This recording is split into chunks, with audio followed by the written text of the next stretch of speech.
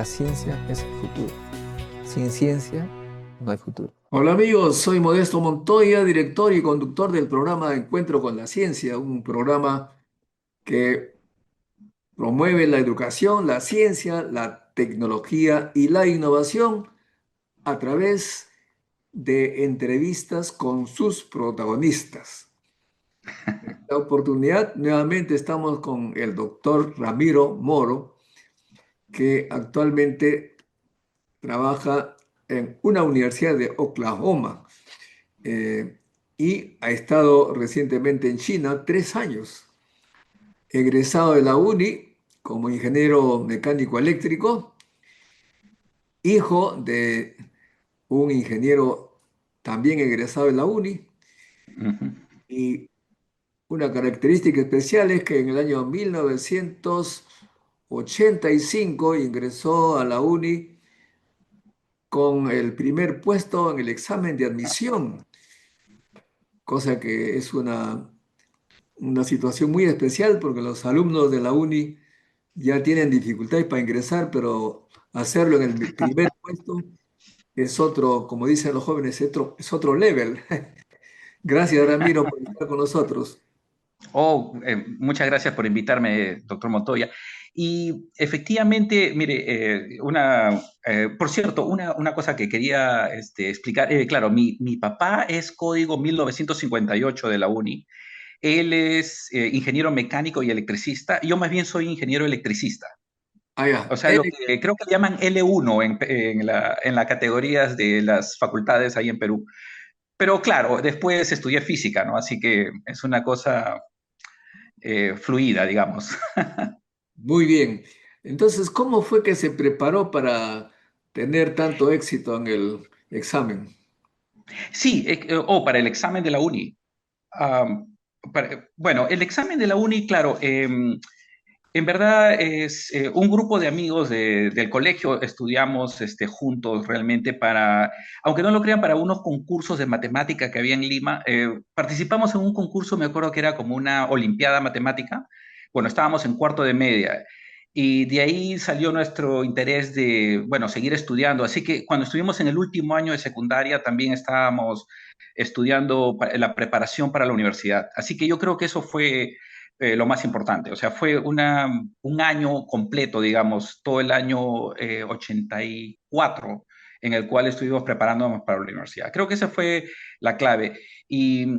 Y bueno, ya que estamos hablando de ese tema, yo le digo, hay muchos recuerdos de esa época, otros amigos que también estudiaron con nosotros, ¿no? Algunos lamentablemente ya no están con nosotros, pero sí, fueron una amistad que se formó en la preparación para la universidad y luego ya en la universidad, porque muchos de ellos eran de la Facultad de Electrónica y Electricidad y Electrónica.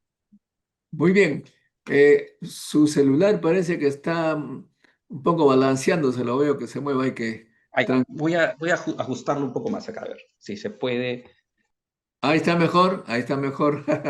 Muy bien. Entonces ingresó usted a la uni y no tuvo ningún problema en los estudios, alguna dificultad.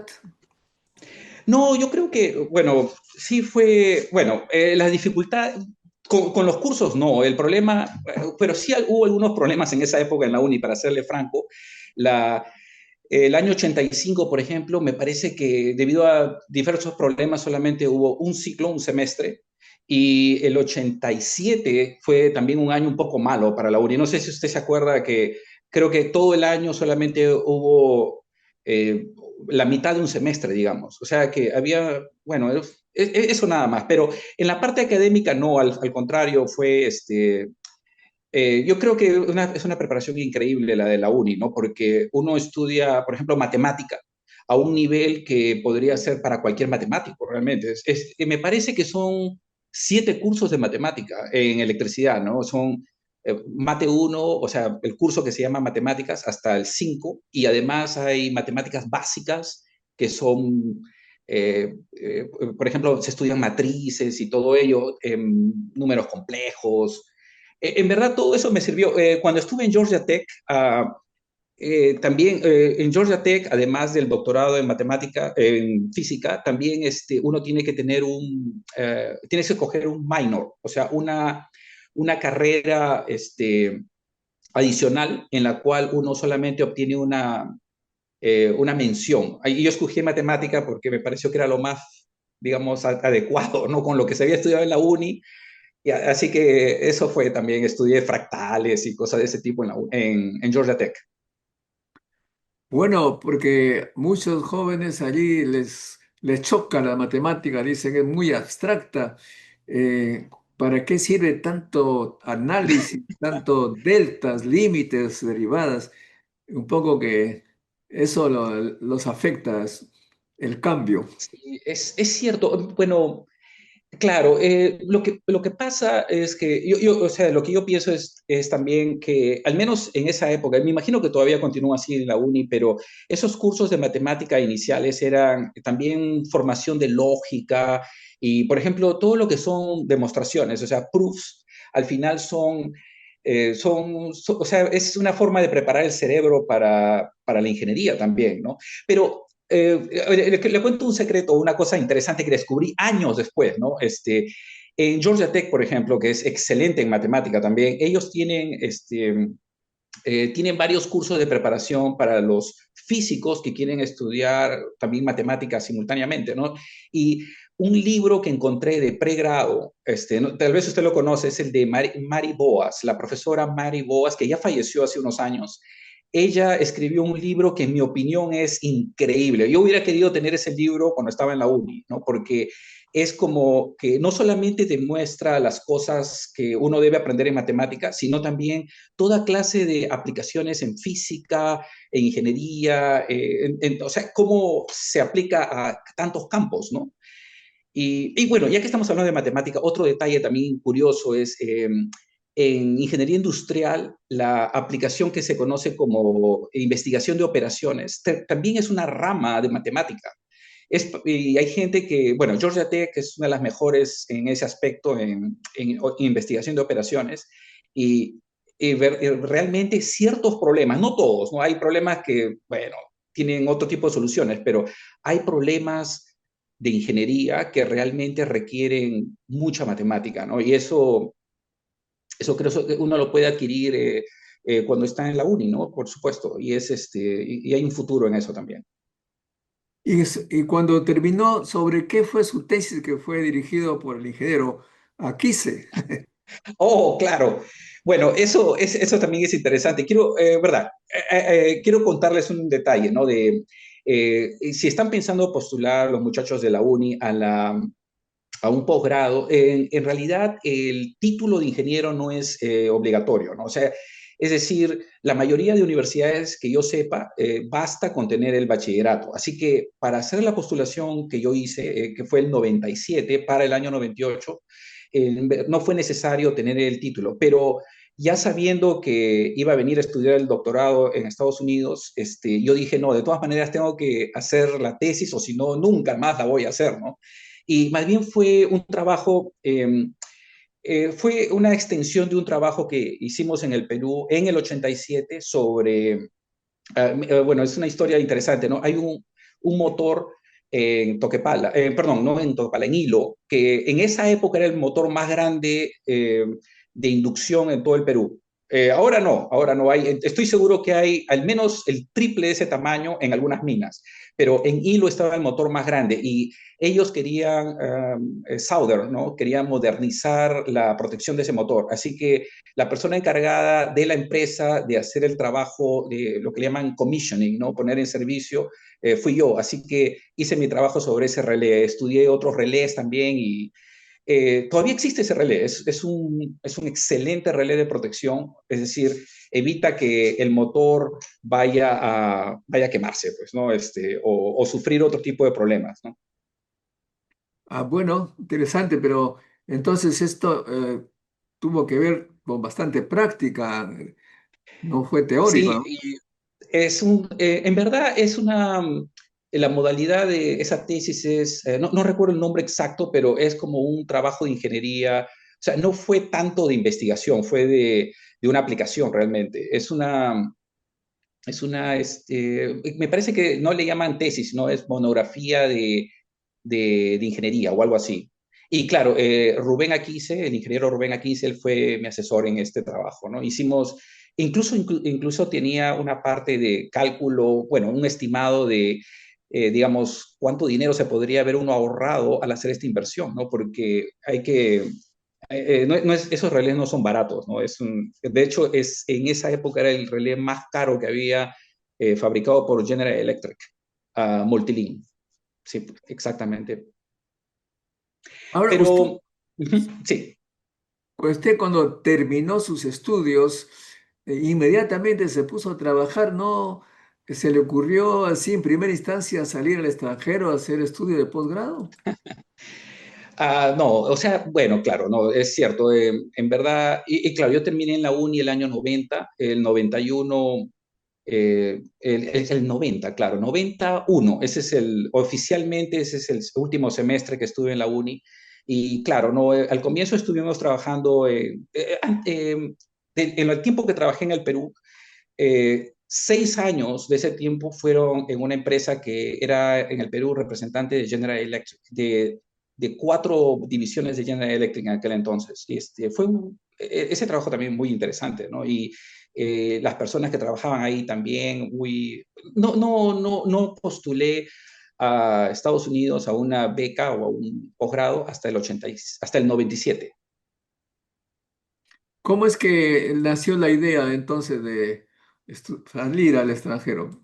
Bueno, es una combinación de cosas. Y en verdad, a mí siempre me había traído la física. Y es más, en el Perú bueno, de todas maneras estuve investigando qué se podría hacer de tal vez un posgrado de física en el Perú mientras trabajaba, pero después surgió la idea, no, mejor, es mucho más, digamos, directo hacerlo en Estados Unidos, porque en verdad hay ayuda económica, hay becas, eh, hay de todo, así que cuando supe de todas estas oportunidades, a mí me pareció que era mejor hacerlo de esa manera, ¿no? Y eso quería comentarles un poquito. Por ejemplo, ya yendo al tema ya específico de el posgrado en Estados Unidos, ¿no? Y justamente, bueno, los datos que yo tengo son del 97, ¿no? De hace veintitantos años, pero un alumno de la uni, también un graduado de la uni, hace poco también se fue a hacer una maestría en ese caso, la Universidad de Luisiana en Lafayette. Y él también me ha estado contando, algunas cosas son iguales, otras han cambiado. Y eso yo quisiera que los estudiantes de la uni que están por graduarse o que se han graduado hace poco sepan esto, ¿no? Porque son oportunidades muy buenas, ¿no? Por ejemplo, vamos para empezar, un detalle importante, hablando de cómo se hace esto. Si uno va a un doctorado en una universidad norteamericana en física, matemática o química, generalmente el primer año es pagado a través de un trabajo que uno hace, ya sea en laboratorios o enseñando, por ejemplo, a resolver problemas y de ese tipo. Entonces, es lo que le llaman teaching assistant, es TA el trabajo. Y tengo unas estadísticas acá rápidamente para mencionarles. Por ejemplo, la Universidad de California en San Diego, el estipendio, o sea, el pago al TA es más o menos $22,000 al año. O sea, casi $2,000 mensuales. Y, eh, y bueno, y además, si uno trabaja como RA, o sea, es Research Assistant, a partir del segundo año, ya uno tiene un sueldo un poquito mayor, no es mucho mayor, pero es un poquito más. Ese sí llega casi a $2,000, ya son $2,000 mensuales.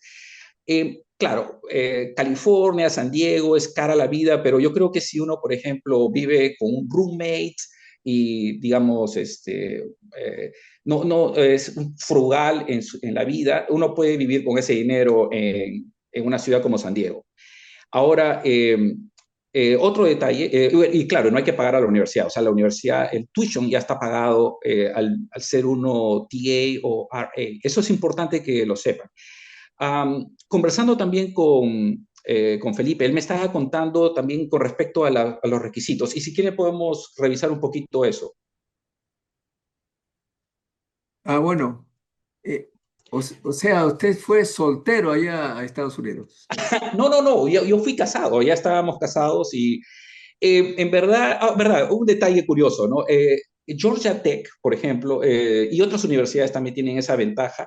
Ellos tenían, en la época en que yo fui, yo fui el 98, ¿no? Habían 3 edificios de departamentos para casados, para familias. Y nosotros vivimos, me parece que 3 años en uno de esos departamentos y ya cuando tuvimos nuestra hijita nos mudamos a uno más grande dentro de la universidad también. O sea, había incluso esa posibilidad. Muy bien, ahora el tema que quería un poco conversar con más profundidad es el siguiente, ¿no? Muchos jóvenes muy brillantes en el Perú, generalmente que vienen de provincias, Huancayo, Cajamarca, La Libertad, Cusco, por primera vez vienen a la uni, aunque ahora está un poquito ya menos, pero no se imaginan salir al extranjero. Para ellos Lima ya les parece un mundo y no se consideran un poquito tal vez capacitados para irse fuera. Y hay que empujarlos, hay que decirles. Y finalmente cuando van, uno recibe noticias pues que le va muy bien, que son competitivos, algunos obtienen mejores becas que las iniciales, etcétera. ¿Cuál es la experiencia que usted tiene? Exactamente lo mismo, diría yo. Es decir, bueno, o sea, yo soy uno de esos casos, por supuesto, ¿no? Pero yo conozco muchos otros peruanos y también latinoamericanos de otros países que han hecho eso. En Georgia Tech conocí colombianos, mexicanos, latinoamericanos en general que fueron allá y les fue muy bien y después, depende, cada uno decidió diferentes cosas. Depende, algunos se quedaron a trabajar en los Estados Unidos, otros regresaron a sus países, otros, bueno, continuaron con diferentes carreras también.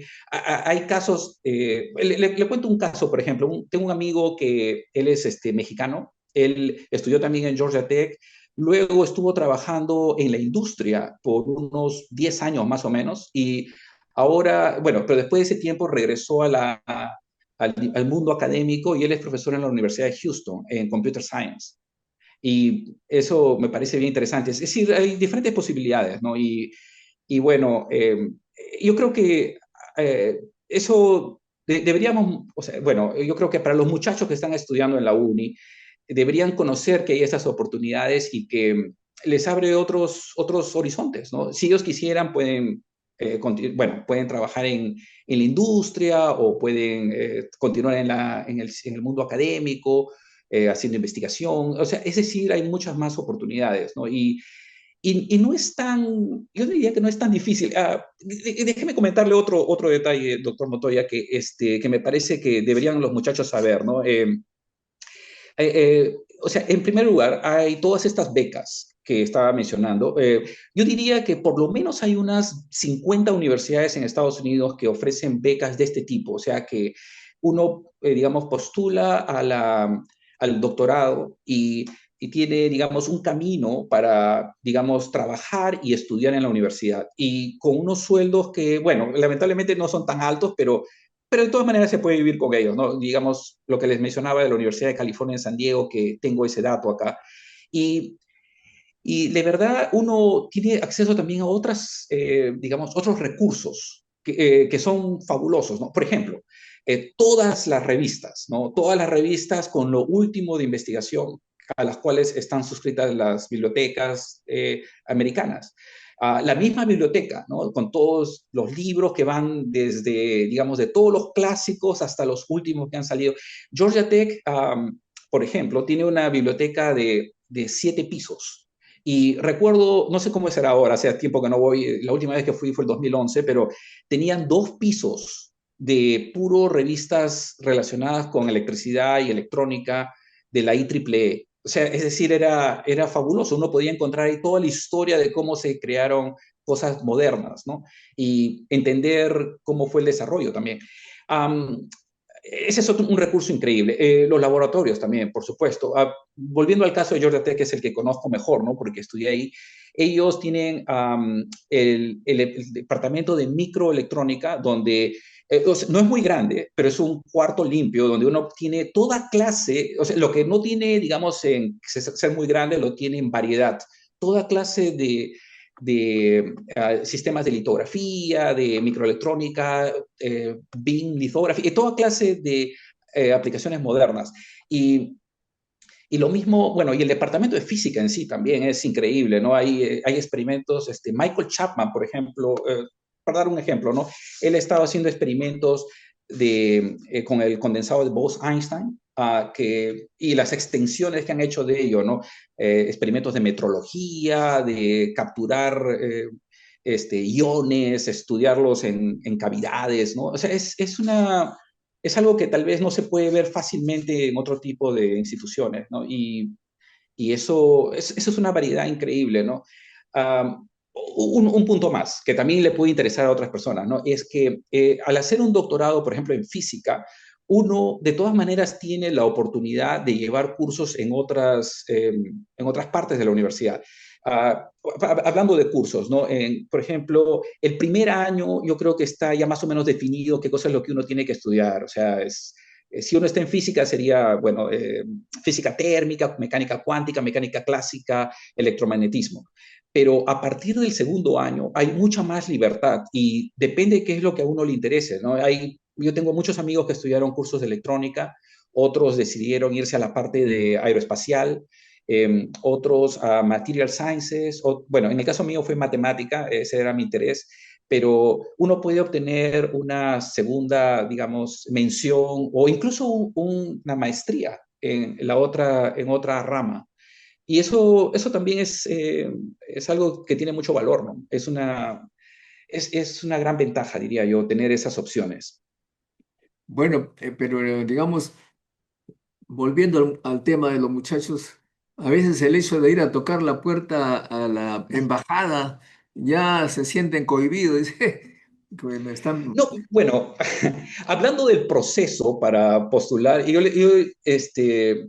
diría lo primero que habría que hacer, tal vez, eso le recomiendo a los muchachos, ¿no? Que ellos vean, bueno, para empezar, un detalle, antes de todo, tal vez sería muy importante que desde lo más pronto posible, lo más temprano en la carrera, incluso antes de la universidad, que uno estudie inglés, ¿no?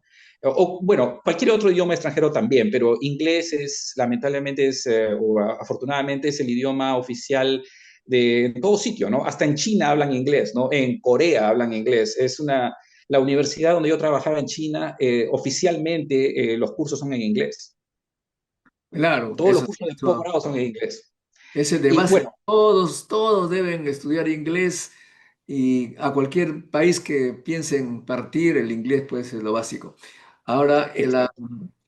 el tema de la adaptación cultural de Perú a Estados Unidos, ¿le pareció difícil?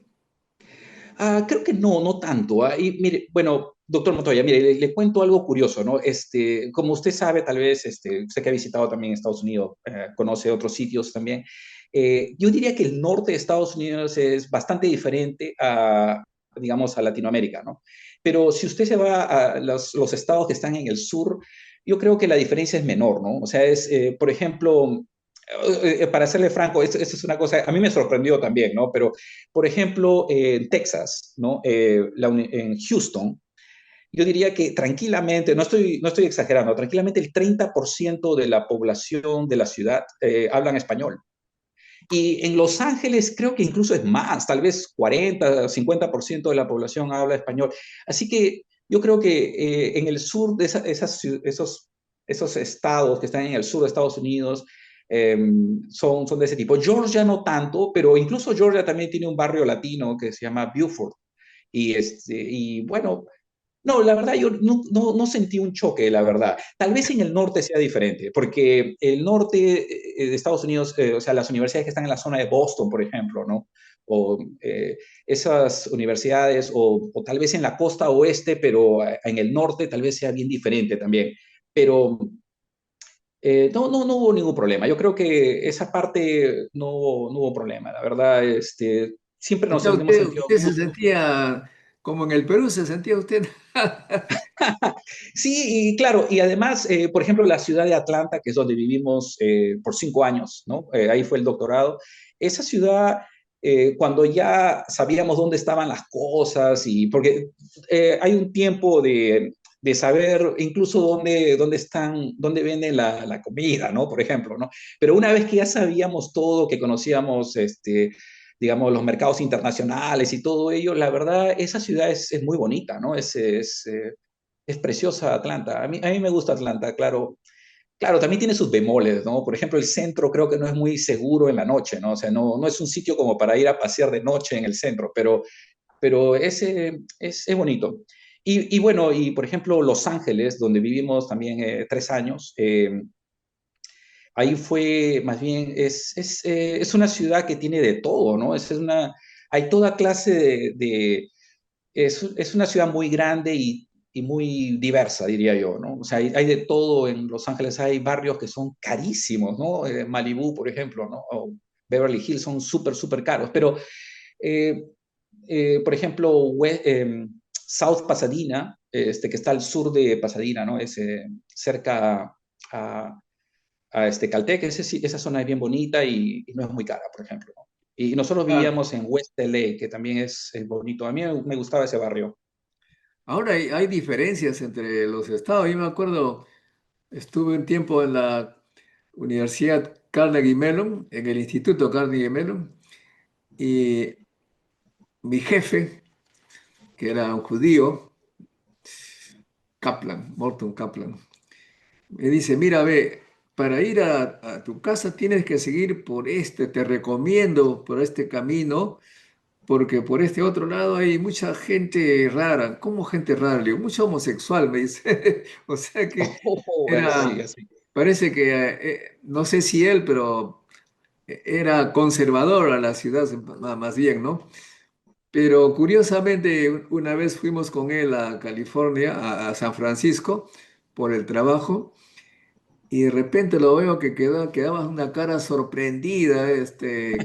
¿Qué pasó? Resulta que en el avión bajó un caballero, al encontrarse con su amigo a la llegada, se dio un beso en la boca y mi jefe se quedó sorprendidísimo. Parece que hay diferencias de ese tipo culturales, ¿no? Claro, eso, bueno, por supuesto, eso, yo diría también, ese mismo aspecto, el sur de Estados Unidos es mucho más, bueno, no todo el sur, ¿no? Pero lo que le llaman el Deep South, ¿no? Digamos, Alabama, Mississippi, Georgia, Tennessee, todos esos estados que están en ese grupo son muy conservadores, ¿no? O sea, usted quizás no puede haber algo así allá, eh, pero claro, California, San Francisco obviamente es todo lo contrario, ¿no? Ese es muy liberal. Pero, ¿verdad? Pittsburgh en Pensilvania, ¿verdad? Claro, Carnegie Mellon está en Pittsburgh, ¿no? Bueno, pero por otro lado también es necesario decir que la sorpresa más grande que un poco graciosa. Estuve en Santa Fe en un congreso de física nuclear organizado por el Organismo Internacional de Energía Atómica y siempre hay pues una noche cultural, ¿no? Entonces los organizadores Claro. nos anuncian que íbamos a ir a un lugar exótico. Y dije, ¿a dónde nos irán a llevar? Habían indios de la India, japoneses, de todos los países, ¿no? Y nos llevaron a una iglesia que parecía el Perú y lo exótico era la música de los mariachis. O sea, Oh, ya veo, claro. No, pero es verdad, qué interesante, ¿no? Hay anécdotas fantásticas, ¿no? Es verdad, yo también ahora que lo menciona, acá en Oklahoma una vez, eso fue hace muchos años, hace quizás 15 años atrás, recuerdo un concierto mariachi. Me pareció increíble, o sea, es otra forma de escucharlo cuando uno está en un teatro, ¿no? Y la acústica era perfecta, hay canciones increíbles, ¿no? Guadalajara es una de ellas. Y claro, este grupo mexicano, pero tocaron una canción del Caribe también, que no recuerdo el nombre ahora. Pero claro, ese tipo de cosas, hay un montón de experiencias, ¿no? De ese tipo. Y en el caso Bueno, verdad, hablando de diversidad y de ese tema, esa es otra cosa curiosa, ¿no? En Georgia Tech, por ejemplo, volviendo al tema de Georgia Tech, que es donde puedo comentar más, en el grupo en el cual yo estudié, éramos 25 candidatos al doctorado, yo creo que solamente habían 3 norteamericanos de nacimiento americanos. El Ajá. resto eran de diferentes partes del mundo. Y había una chica, por ejemplo, que era hindú, había de Polonia, de Alemania habían 3 estudiantes, y de muchos otros sitios del mundo, ¿no? Y por supuesto de China también. De hecho, me parece que habían 6 de China. La verdad, solamente uno de ellos culminó los estudios con nosotros, los demás eventualmente cambiaron de carreras, pero empezamos 25 y todos, digamos que de los 25 éramos 22 extranjeros. Mira, pues así sucede. Y también me acuerdo otra cosa que me acuerdo siempre con cierta gracia, es un gringo que me vio la cara de peruano. Hola, ¿y peruano? Sí, le digo, soy peruano. Salía en esa época estaba pues de moda el blockbuster, ¿no? Y me dice, Claro, yo me he casado con una peruana que es lo máximo. Es una cosa impresionante, me dice. Antes yo tenía novias de Estados Unidos y cada 6 meses me abandonaban, 6 meses me abandonaban. Uno se siente, no se siente seguro, mientras que con mi esposa peruana me voy aquí, me estoy llevando 4 paquetes, 4 películas para ver el fin de semana feliz. Mi esposa se siente bien, no está haciendo tanto, no quiere ir como mis amigas por todos lados. O sea que también parece que ahí también había una diferencia, digamos, de comportamiento de pareja, es diferente que en Perú, parece, ¿no? sí, yo creo que, bueno, por supuesto, y también, claro, y ese tipo de cosas se ven en las familias también, por ejemplo, bueno, una diferencia grande con el Perú es que, por ejemplo, acá es normal o es bien común que cuando los muchachos vayan a estudiar a la universidad en pregrado, ¿no? Por cierto, acá es un año más de colegio, pero un año menos de universidad, pregrado, ¿no? O sea, los muchachos no estudian hasta el ciclo o hasta el año 11, sino 12. O sea, en lugar de terminar a los 17, terminan a los 18 años. Y la universidad, en lugar de ser 5 años, el bachillerato es solo 4. Entonces, es típico que cuando alguien se gradúa del colegio, va a la universidad y, digamos, ya deja de vivir con la familia, ¿no? Y eso no es normal, o sea, no es tan común en el Perú, ¿no? A menos que uno sea de provincias y vaya a Lima, ¿no? Tal vez si uno vive en Lima, por ejemplo, y estudia en la uni, sigue viviendo con los padres, ¿no? Con O la sea que familia. no hay esa unión familiar, digamos, como en el Perú. Claro, eso. Y lo otro también que como es tan grande este país y algunas veces las familias están repartidas en varios estados, ¿no? Eso también es común también, que no. Hay ese tipo de diferencias, ¿no? Es culturales. Bueno, Pero, le cuento ujú, eso a los muchachos que van a ir para que no se sorprendan, ¿no? Que todo lo que puede claro, ocurrir. Allá también hay. me acuerdo de otra cosa que me sorprendió, yo me voy al cine en Pittsburgh y estoy entrando al cine y una chica me pregunta si yo sabía si se podía fumar en el cine. Le digo, creo que no, acá hay el signo de no fumar. Pero era un pretexto para abordarme, o sea que las chicas abordan a los caballeros. Una cosa que a uno lo sorprende, es acá en el Perú, no se da ese tipo de cosas. Eh, No, no creo. Son ¿Verdad, no? Eso. en otras palabras, las chicas son mucho más emprendedoras que las peruanas ahí. En esa Tal época, vez ¿verdad? hay diferencias. Y bueno, en todos sitios están cambiando las cosas, ¿no? Yo me pongo a pensar lo que le comentaba el otro día sobre China, ¿no? Que ahora la mayoría de muchachos son, bueno, ya no tan muchachos, ¿no? Pero digamos, hay una generación que la mayoría son hijos únicos, ¿no? Y eso debe tener algún efecto psicológico, me imagino, ¿no? Alguien seguramente ya ha estudiado eso, que sea así, ¿no? Que no tengan hermanos o hermanas, ¿no? Y eso, no sé, es diferente también. Ahora, Mm, yo regresé realmente yo salí de acá de Perú, trabajaba en Perú, salí porque me expulsaron del IPEM por estar reclamando, ¿no? Por esa razón partí a Alemania, siempre tratando de regresar, buscando que me hagan, que me den, que me reabran la puerta, pero justo cuando estaba en, eh, en Berkeley, nombraron como director del Instituto Peruano de Energía Nuclear. El instituto que me había expulsado, que era antes militares, nombraron a mi profesor de física nuclear. O sea que me vine así nomás, rapidito, ¿no? Cosa que no le gustó a mi jefe porque parece que cuando hacen proyectos hay que cumplir el contrato. Digo, pero lo siento, si no regreso ahora no voy a volver nunca. Y un colega argentino me dijo lo siguiente, hasta ahora me acuerdo, dijo, me dice, pero che, en América Latina no hay solución en 50 años y después no se sabe. ¿Cómo vas a regresar? Me dice. Es más, mi jefe me dice, mira, tú te vas allá y si no está bien la cosa, te regresas y te lo consideramos como vacaciones.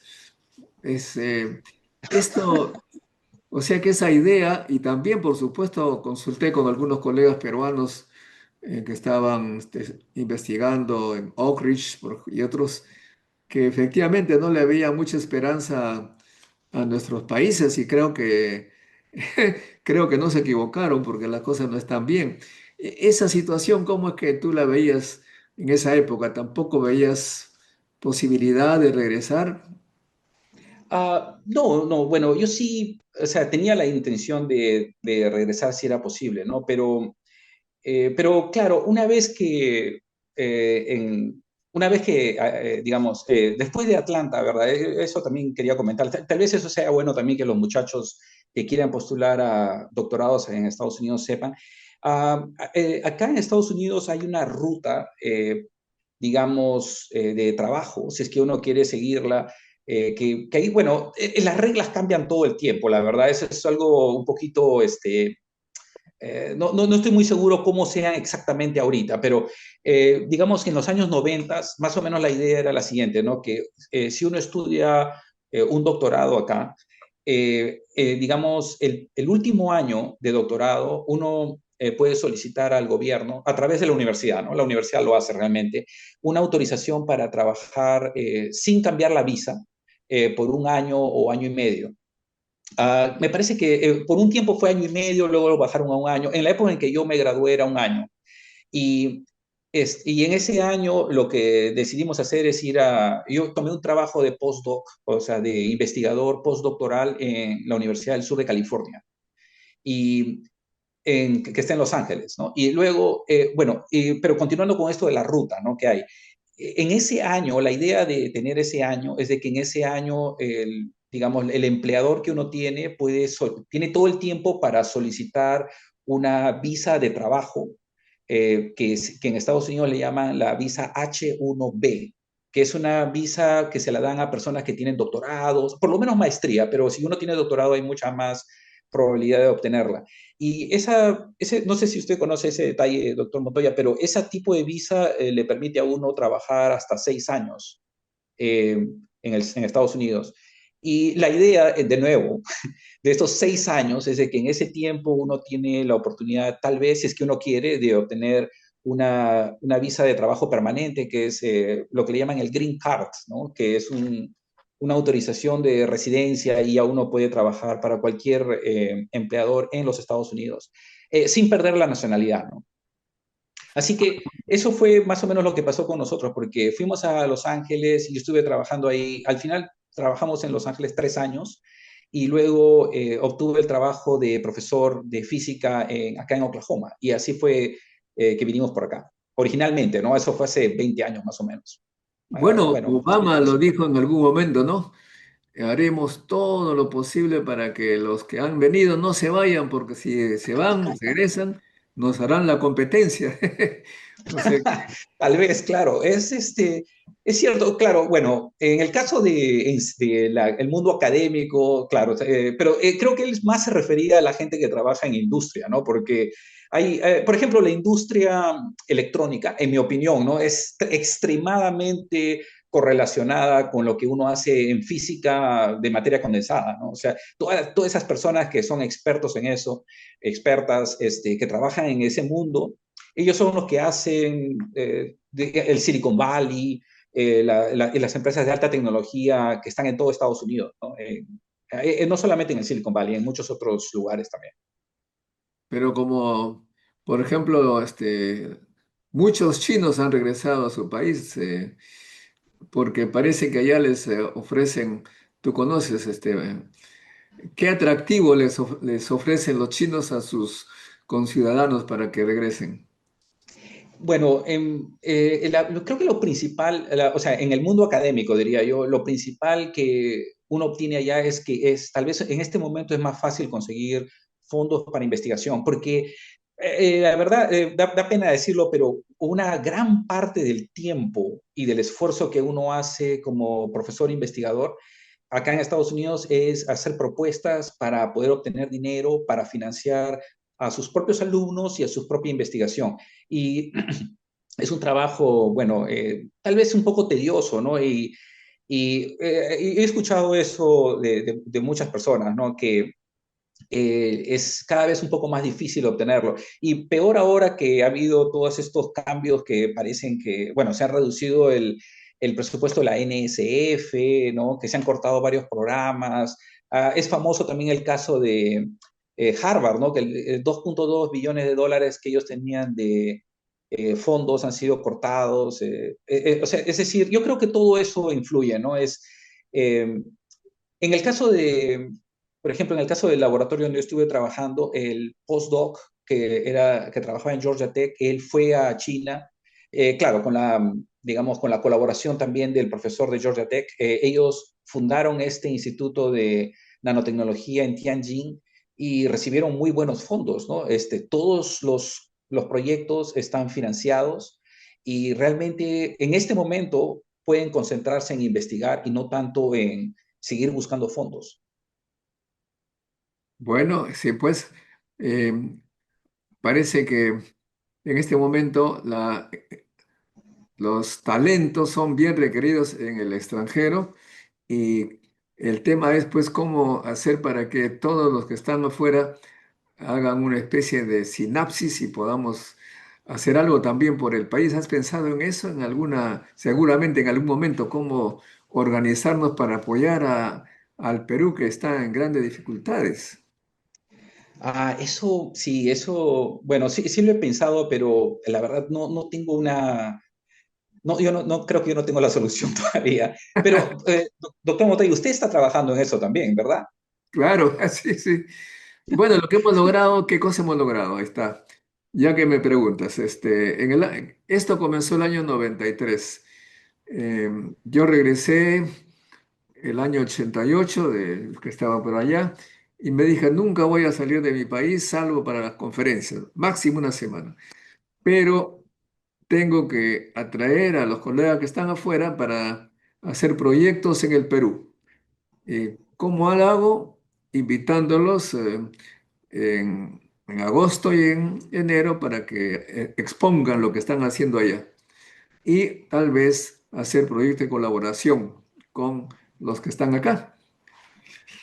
Bueno, comenzó poquito y después miles de personas se acercaron y lo primero que logramos, así en forma concreta, entre varias cosas, es que Carlos Bustamante, que trabaja en Berkeley, que es una persona muy, muy notable, miembro de la Academia de Ciencias de Estados Unidos, con plata norteamericana, hizo un laboratorio gemelo, le llamó, o sea, el laboratorio que tenía en Berkeley, hizo uno gemelo acá en el Perú, en la Cayetano Heredia, y comenzó a llevar becados allá para que se entrenen y se ha establecido pues un programa interesante de colaboración, ¿no? Otro que es notable también, Jorge Seminario, ingeniero electrónico de la UNI, que ahora está en Texas, IEM, ella, ANEM. Él también comenzó a llevar becados, colaborar acá, y bueno, y entonces ya están trabajando juntos con la Universidad de Ingeniería. No sé, también tenemos a Julio Urbina, que está en Pensilvania. En fin, hay varios ejemplos, ¿no? Y los europeos también vinieron a este encuentro, organizaron acá cursos de posgrado con profesores europeos, todo financiado por Europa. Les encantó, pero también había gente, lo que le llaman las headhunters, venían del extranjero para entrevistarse con los científicos peruanos para llevárselos. Se los han llevado, está muy bien ahora en Francia, en Alemania, están... eh, y además, pues, y uno de ellos incluso ha hecho también reuniones similares a las que hacemos acá, pero en Europa, entre los peruanos. En fin, ha tenido varios efectos interesantes, ¿no? Pero seguimos buscando nuevas formas como esto se puede enriquecer, ¿no? De repente lo ideal sería que hubiese un temita en el que todos puedan participar, cada uno de su sitio, para resolver un problema peruano. Todavía no se Claro que sí. logra identificar, ¿no? Ese es el tema, pero sí es muy positivo. Y este encuentro científico internacional ha tenido también varias, como diríamos, imitaciones.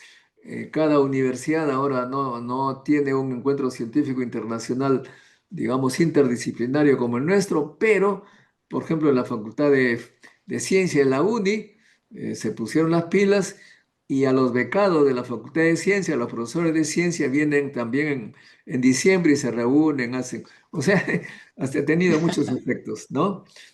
Claro. Pero también ha sido interesante notar que esta red de científicos comenzó a tener cierto peso político sin quererlo, porque no fue planificado para eso, ¿no? ¿Por qué? Porque nosotros eh, invitamos a los candidatos que nos expliquen pues su política que van a proponer.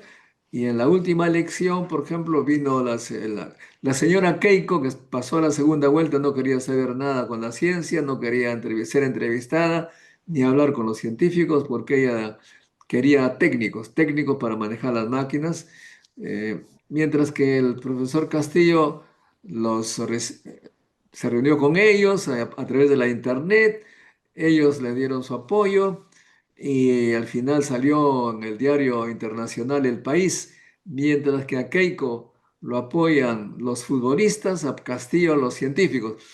Y, y eso le valió los votos para ganar porque estaban empates prácticamente, ¿no?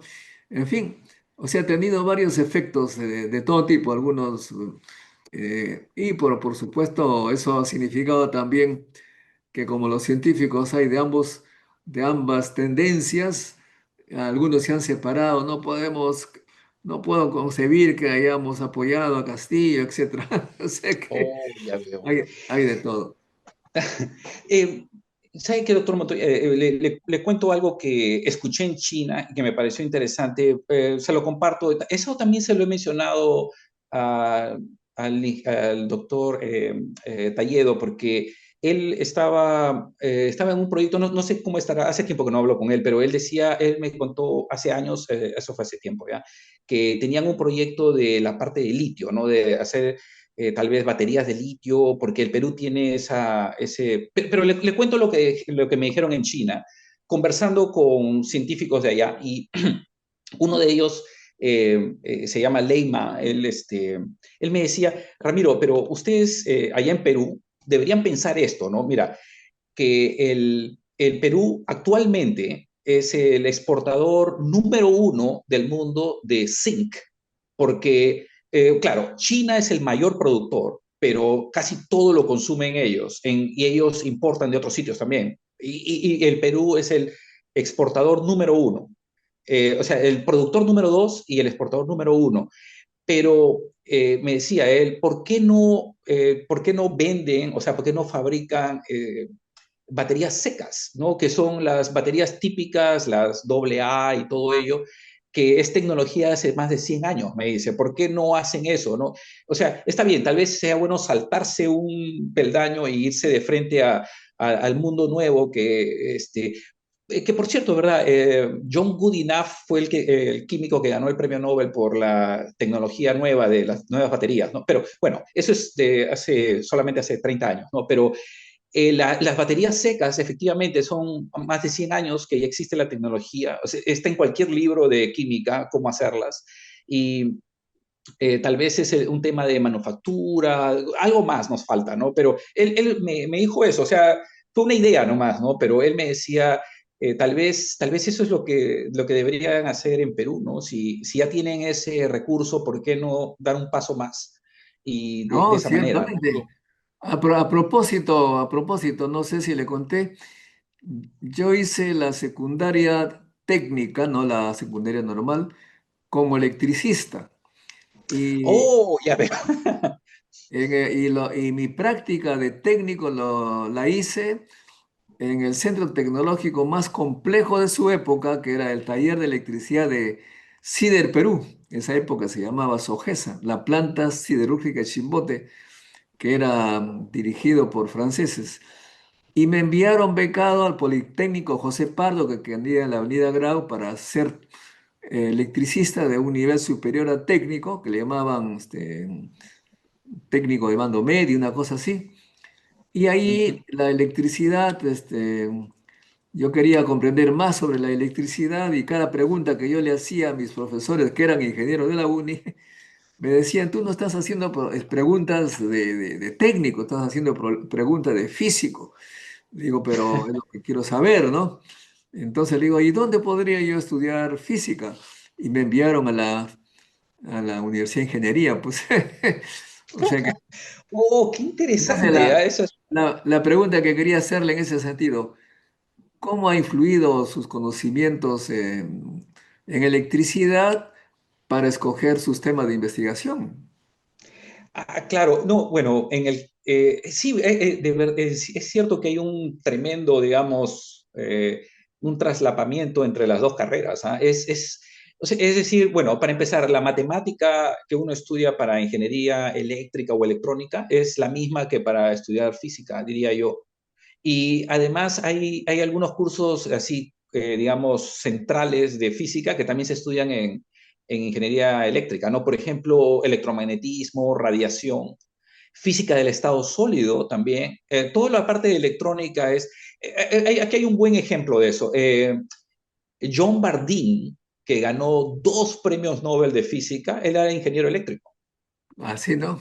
Así. Claro, él, Esto, él es inventor del transistor creo y que también. déjame ver esto que tenía que ver con la superconductividad, una cosa así. Claro, él es el B de la teoría BCS, ¿no? O sea, es Bardeen, Claro, Cooper, Schiff. curiosamente a mí me sirvió para estudiar la fisión nuclear porque con esa teoría se explica la superfluidez en la fisión nuclear. Increíble. Oh, claro. Así es. Claro, en realidad todo yo creo que está conectado en física, ¿no? También eh, es curioso, la teoría, o sea, esa teoría BCS también se ha aplicado a clusters también. En los años 90, no sé si, bueno, esa es otra rama de la física, pero había un grupo en Harvard, Michael Tingham, él estaba tratando de estudiar superconductividad en partículas pequeñas, pero no tan pequeñas, eran del orden de 10 nanómetros. Y él descubrió algunas cosas nuevas, descubrió un momento en el cual se desaparece la superconductividad y, y bueno, de eso se puede hablar mucho, pero es una combinación de cosas. Pero aparte de eso, otro caso también interesante, ahora que me pongo a pensar, no, hay muchos casos así de combinaciones de hecho, la electrónica y la física están bien conectadas, ¿no? Hay un traslapamiento bien grande.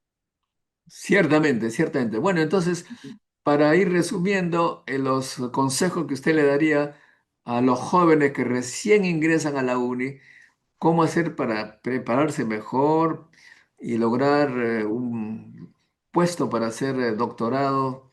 en Estados Unidos o en cualquier parte del mundo y que no tengan temor de ir a tocar las puertas donde sea necesario. Aunque ahora se toca el teclado, todo está por internet. Exacto. Doctor Montoya, mire, sí, tiene razón. Yo tengo algunos detallitos acá que quiero comentarles rápido. Miren, ¿qué es? Bueno, para empezar, uno va a necesitar saber inglés, definitivamente. No importa dónde uno esté y, de hecho, así trabaje uno solamente en el Perú, sin hacer ningún doctorado o ningún, sí, con la ingeniería nada más, es mucho, mucho mejor saber inglés, ¿no? Eso, y a un nivel bueno, ¿no? Y para eso hay ahora, yo creo que muchas más oportunidades que en los viejos tiempos, ¿no? Ahora hay software, hay Duolingo que es gratuito, hay tantos programas de televisión que uno puede ver en inglés con los captions puestos. También, por supuesto, eso también quería comentarlo, ¿no? Una cosa que a mí me parece asombrosa por ejemplo, de Duolingo y de cualquier programa moderno de aprendizaje de idiomas, es que es como un profesor que nunca se cansa, ¿no? Yo creo que si a un profesor que nos está enseñando un idioma extranjero, no sé, en francés, está tratando de enseñarme francés a mí, yo le pediría que me repita una palabra 10 veces, se cansa, ¿no? Y se aburre y se molesta tal vez, pero con el Duolingo uno aprieta un botón y lo escucha 100 veces si es que uno quiere, ¿no? Eso es o sea, aprender inglés, definitivamente. Y cuando llegue el momento, actualmente piden, por ejemplo, en el examen antiguo basado en papel del TOEFL, que lo tomaban en el Instituto Cultural Peruano Norteamericano, que está en Angamos, el puntaje que pedían era 550 típico, pero si uno tiene 600 o más, las probabilidades de ser, digamos, admitido como posgrado son mucho mayores, porque si uno habla bien inglés, es fácil para la universidad contratarlo a uno para enseñar laboratorios. Eso es uno. Segundo, hay también, por supuesto, las notas y las cartas de recomendación. Cartas de recomendación de profesores que aún no los conozcan, así que sería bueno hacer proyectos con ellos, de esa manera ellos conocen el talento que uno tiene y pueden escribir una buena carta. Notas también son importantes. Un problema que había en los viejos tiempos, cuando yo postulé a Estados Unidos, es que las notas de la uni no se trasladan, digamos, en forma lineal con las notas americanas. Por ejemplo, en Estados Unidos es común que la gente tenga 4.0 de nota, lo cual es un promedio equivalente a 20 en el Perú. Es imposible en la uni, ¿no? Pero ahora yo he escuchado, es más, Felipe Condo me estaba contando que ahora sí en la uni hay una línea, perdón, una conversión. O sea, uno puede pedir un certificado que demuestra que, por ejemplo, entre 15 y 20 es equivalente a una A en Estados Unidos o una A+. Y 14 y 15 en ese rango es tal vez una A simple o una A minus, algo así.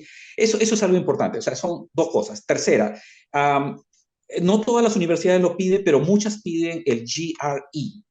Todavía se sigue tomando, durante la pandemia lo quitaron, pero ha vuelto a regresar. Es un examen que uno lo puede tomar, digamos, online, simplemente para probar qué tal le está yendo. Y acá tengo estadísticas, doctor Montoya. Déjeme leerle estos números rápidamente nomás. Mire, la más exigente en el GRE en todos los Estados Unidos es UC Berkeley. Ellos requieren 880 puntos. El máximo es 990, ellos piden 880. Stanford pide 803.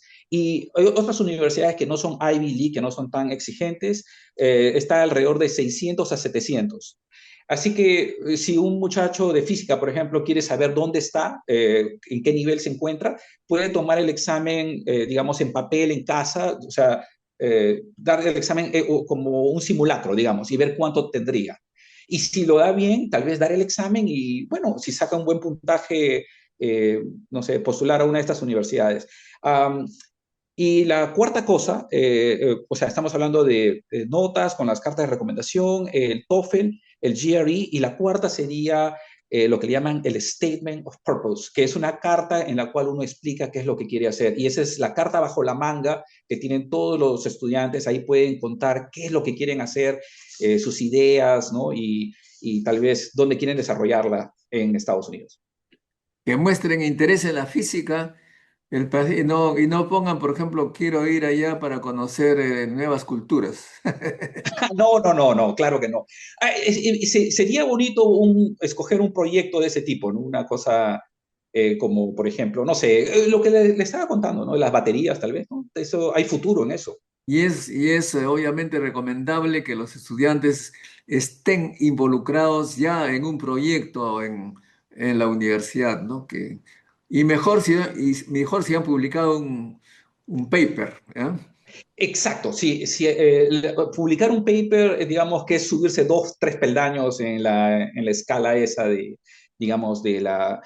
Y por cierto, doctor Montoya, otro detalle, acá tengo estadísticas que he estado chequeando hoy día. Le cuento una que tal vez a algunos muchachos les parezca asombroso, ¿no? Pero mire, Georgia Tech, el deadline es en enero, el 1 de enero, o sea, hasta el 1 de enero se puede postular.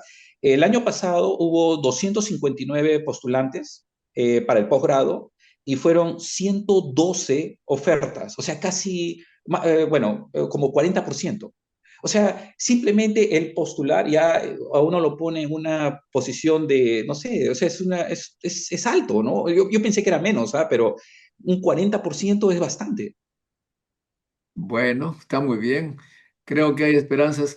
Para finalizar, y un poco animar a los amigos científicos jóvenes, es un poco triste lo que voy a decir, pero bueno, no sé si le conté antes, pero de mi promoción, la mayoría se fue, pues uno de ellos enseñó en Nueva York, en la CUNY, otro Ajá. ahora está de profesor en la Arizona State University. En fin, así. El tema es de que mi colega que estudió conmigo y que estuvo en Nueva York, con la jubilación que tiene, se pasea pues a cada rato, está por Grecia, por todos lados, se pasea en Vietnam, me manda fotos de por acá, por allá. Entonces, y el profesor que se queda acá en el Perú y se jubila, recibe $300 de jubilación que le alcanza justo para comer a la pena.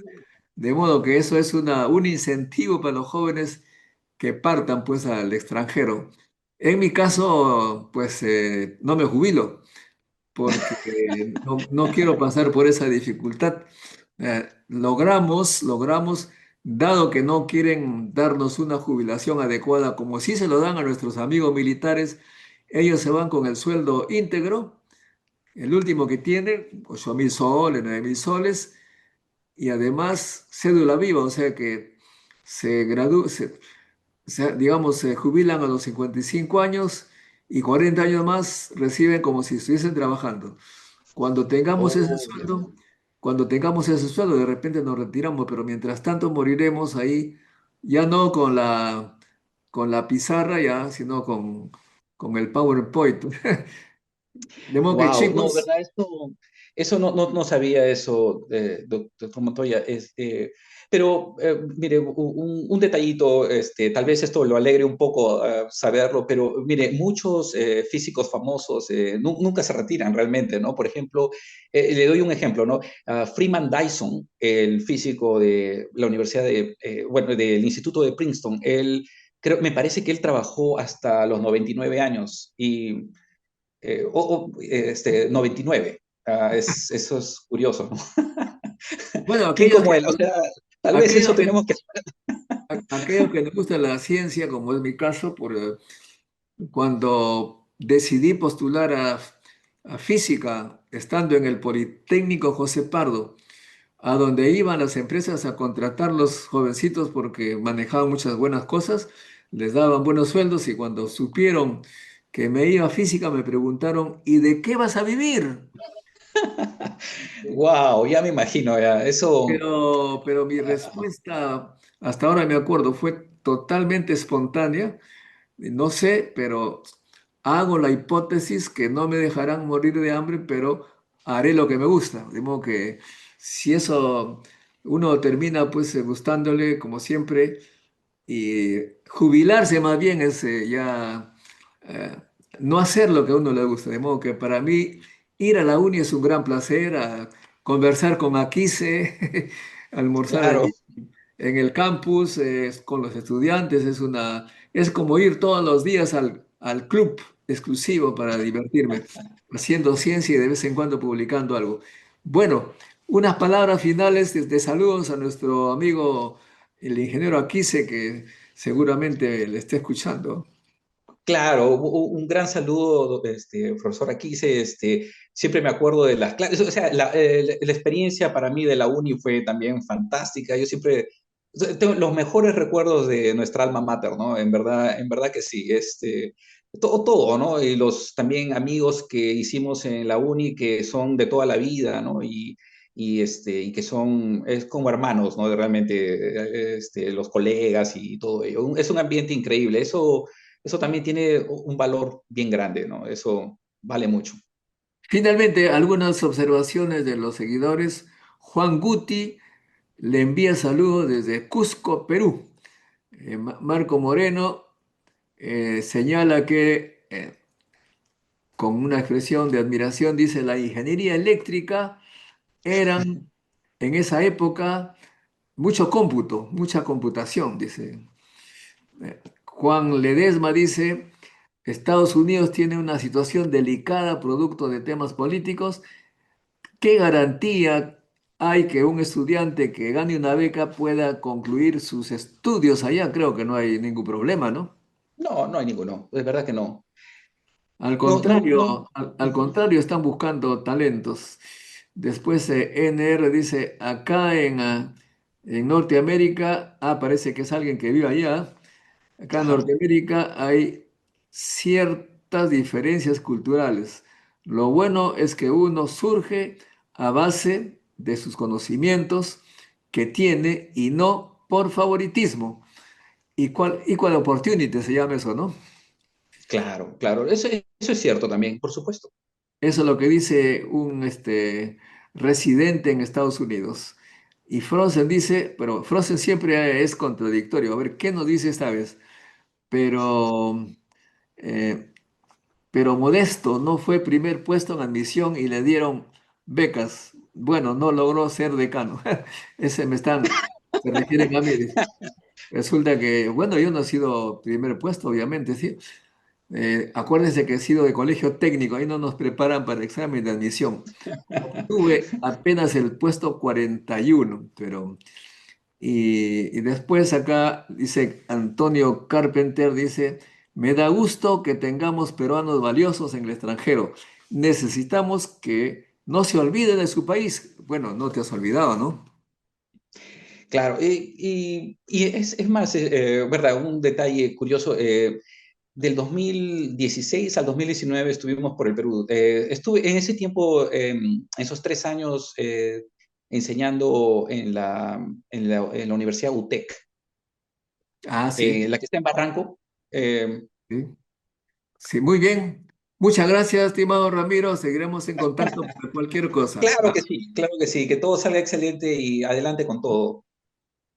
Gracias amigos, no se olviden hacer like, comuniquen este video a sus amigos, y también, por supuesto, suscríbanse si todavía no lo han hecho. Chao, chao, nos vemos. La ciencia es el futuro. Sin ciencia no hay futuro.